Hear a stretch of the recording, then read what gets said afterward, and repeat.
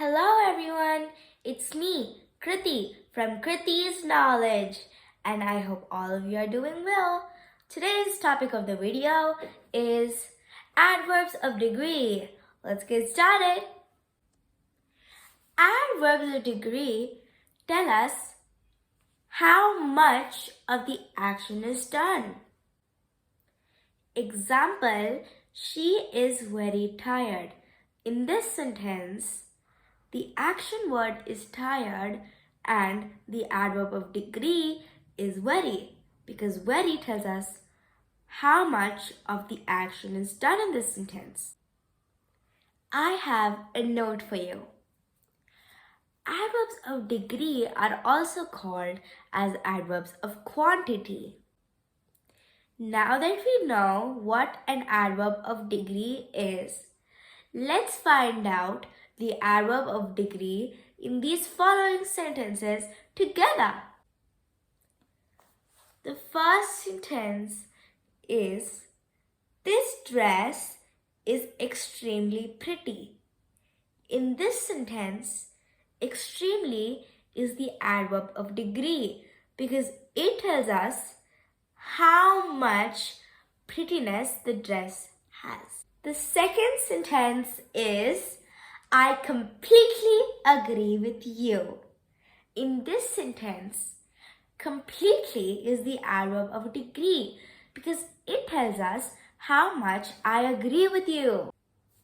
The third sentence is, the tea was too hot to drink.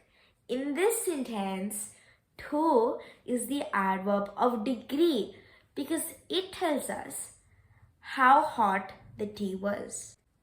The fourth sentence is, your answer is totally wrong. In this sentence, totally is the adverb of degree because it tells us how much of your answer is wrong. The fifth sentence is, the biryani that you made tastes extremely delicious.